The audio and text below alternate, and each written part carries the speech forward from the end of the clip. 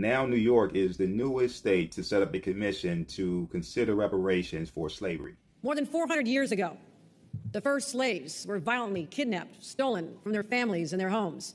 They were brought in chains to the shores of what eventually becomes the United States of America. And these enslaved peoples literally built much of our nation with their sweat, their blood, their sorrow. Right over here, we have a statue of Thomas Jefferson.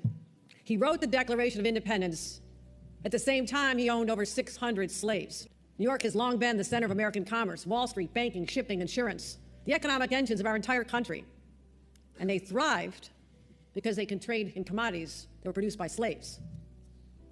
And there was a slave market. Yes, here in New York, there was a slave market where people bought and sold other human beings with callous disregard. And it happened right on Wall Street for more than a century.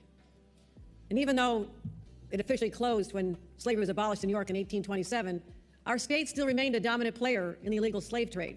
The practice continued, and our financial and business institutions prospered. In a few minutes, I'll sign a bill authorizing the creation of a community commission to study the history of slavery in New York State.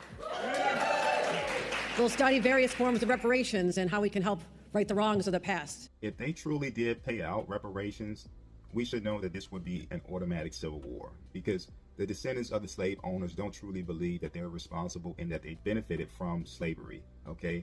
And this would also mean that the descendants of the slaves would have more money than them, and that will cause a civil war, okay? But what is reparations?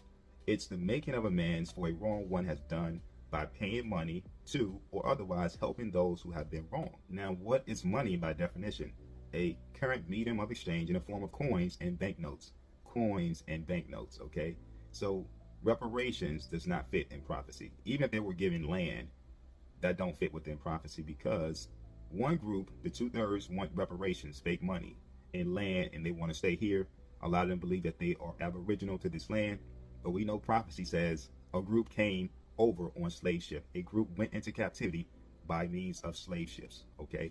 So we're speaking of those who came over here on slave ships.